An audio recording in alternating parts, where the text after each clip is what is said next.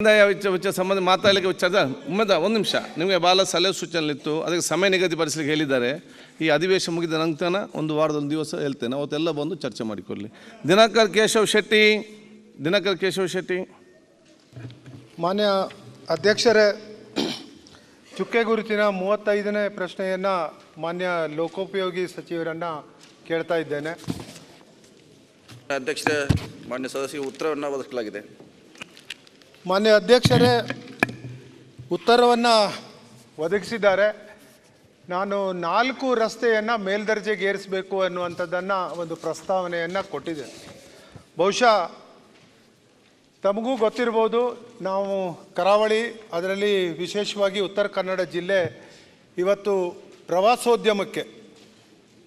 ಪ್ರವಾಸೋದ್ಯಮ ಸಚಿವರು ನಮ್ಮ ಜಿಲ್ಲೆಯಿಂದ ಸುಮಾರು 4ರಿಂದ 5 ಬಾರಿ ವಿಧಾನ ಪರಿಷತ್ತಿಗೆ ಆಯ್ಕೆಯಾಗಿ ಹೋದಂಥ ಪ್ರವಾಸೋದ್ಯಮ ಸಚಿವರು ಇವತ್ತಿಲ್ಲಿದ್ದಾರೆ.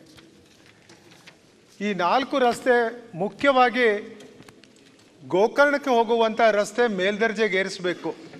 ಒಂದು ವೇಳೆ ನಿಮಗೆ ಚತುಷ್ಪಥ ಮಾಡಲಿಕ್ಕೆ ಆಗದೇ ಇದ್ದಲ್ಲಿ ಅದನ್ನು ವೈಡಿಂಗ್ ಅಗಲೀಕರಣವನ್ನಾದರೂ ಮಾಡಿಕೊಡದೇ ಇದ್ದರೆ ಬಹುಶಃ ಶುಕ್ರವಾರ, ಶನಿವಾರ, ರವಿವಾರ, ಸೋಮವಾರ ಈ 4 ದಿನ ರಜೆ ಬಂದಂಥ ಸಂದರ್ಭದಲ್ಲಿ ಪ್ರತಿದಿನ 15ರಿಂದ 20 ಸಾವಿರ ಜನಕ್ಕಿಂತ ಹೆಚ್ಚು ಪ್ರವಾಸೋದ್ಯಮಿಗಳು ಅಲ್ಲಿ ಬರ್ತಾರೆ.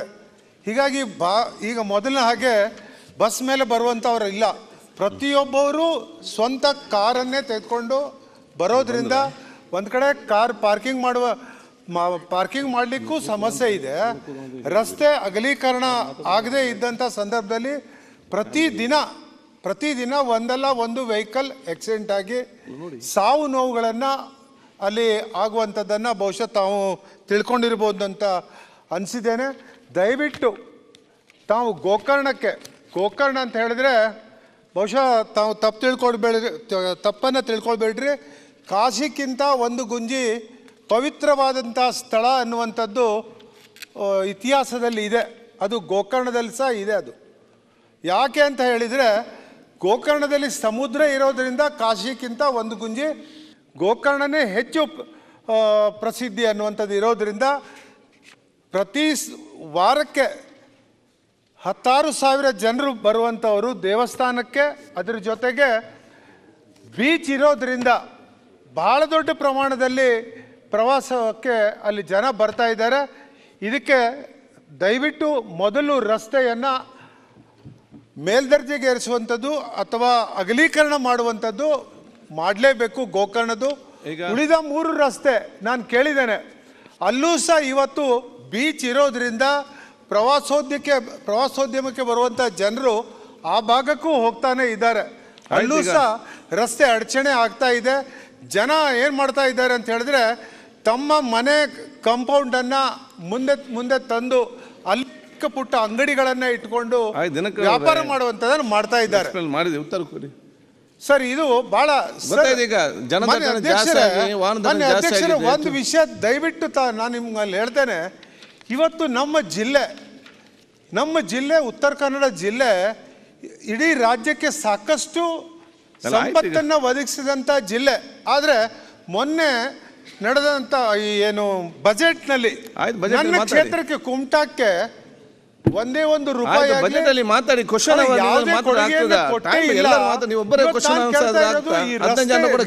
ರಸ್ತೆ ಅಗಲೀಕರಣ 4 ರಸ್ತೆಯನ್ನ ಅಗಲೀಕರಣ ಮಾಡದೇ ಇದ್ರೆ ಬಹಳ ಕಷ್ಟ ಇದೆ.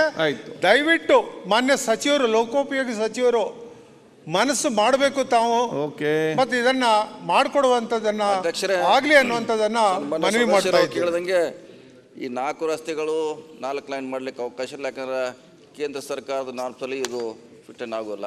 ಸೊ ನೀವು ಹೇಳಿದಂಗೆ ಪ್ರಿಯಾರಿಟಿ ಮೇಲೆ ಅದು ವೈಡನ್ ಮಾಡುವಂಥ ಪ್ರಯತ್ನ ಮಾಡ್ತೀವಿ. ಒಂದು ಯಾವುದ್ಯಾವುದೋ ಫಸ್ಟ್ ಅವಶ್ಯಕತೆ ಇದೆ, ಪ್ರಿಯಾರಿಟಿ ಮೇಲೆ ವೈಡನ್ ಮಾಡುವಂಥ ಕೆಲಸ ಖಂಡಿತವಾಗಿ ನಮ್ಮ ಹಣಕಾಸಿನ ಲಭ್ಯತೆ ಖಂಡಿತವಾಗಿ ಮಾಡಿಕೊಡ್ತೀನಿ. Very good. ಶ್ರೀನಿವಾಸ್ ಅಧ್ಯಕ್ಷರೇ, ಇವತ್ತು ಗೋಕರ್ಣ ರಸ್ತೆ ಅಗಲೀಕರಣ ಮಾಡಲಿಕ್ಕೆ ಅಧ್ಯಕ್ಷರೇ ಕೇಳಿ ಅಧ್ಯಕ್ಷರೇ, ಇವತ್ತು ರಸ್ತೆಯ ಪಕ್ಕದಲ್ಲಿರುವಂಥ ಭೂಮಿ ಖಾಲಿ ಇದೆ.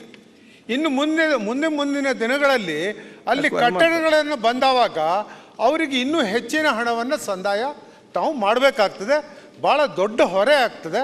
ಹೀಗಾಗಿ ಈಗಲೇ ನೀವು ಅದಕ್ಕೆ ವಿಚಾರವನ್ನು ಮಾಡಿ ಅಗಲೀಕರಣ ಮಾಡಲಿಕ್ಕೆ ಸರ್ವೆಯನ್ನು ಮಾಡಿ ಓಕೆ ಮಾಡಿದರೆ ನಿಮಗೆ ಹಣ ಕಡಿಮೆ ಖರ್ಚು ಬರ್ತದೆ ಅನ್ನುವಂಥದ್ದು ನನ್ನ ಒಂದು ಅಭಿಪ್ರಾಯ. ಅಧ್ಯಕ್ಷ ಮಾರ್ಕಿಂಗ್ ಮಾಡುವಂಥ ಪ್ರಯತ್ನ ನಡೀತಾ ಇದೆ ಈಗಾಗಲೇ.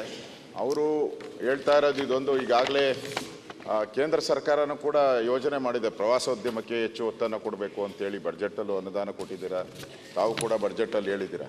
ಅದರಿಂದ ಇದು ಒಂದು ರೀತಿ ಹಿಂದೂಗಳಿಗೆ ಭಾಳ ಪವಿತ್ರವಾದಂಥ ಸ್ಥಳ, ಆತ್ಮಲಿಂಗ ಇರುವಂಥದ್ದು.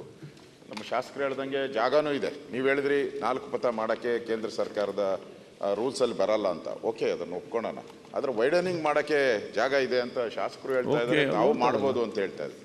ಆದಷ್ಟು ಈ ಥರದ್ದು ಅವಕಾಶ ಇದ್ದಾಗ ಉಪಯೋಗ ಮಾಡ್ಕೋಬೇಕು. ಇಲ್ಲ ಅಂತ ಹೇಳಿದ್ರೆ ಆಮೇಲೆ ಅದು ಒತ್ತುವರಿ ಆದಮೇಲೆ ಅದಕ್ಕೆ ದುಡ್ಡು ಕೊಟ್ಟು ಮಾಡೋವಂಥದ್ದಕ್ಕೆ ಅವಕಾಶ ಆಗಬಾರ್ದು. ಅದಕ್ಕೆ ಇಲ್ಲ, ಖಂಡಿತವಾಗಿ ಮಾಡ್ತೀರಿ ಅಂತ ಹೇಳಿ ಗೋಕರ್ಣ ಬಗ್ಗೆ ನಾವು ಪ್ರಿಯಾರಿಟಿ ಕೊಡ್ತೀವಿ. ಫಸ್ಟ್ ಗೋಕರ್ಣ.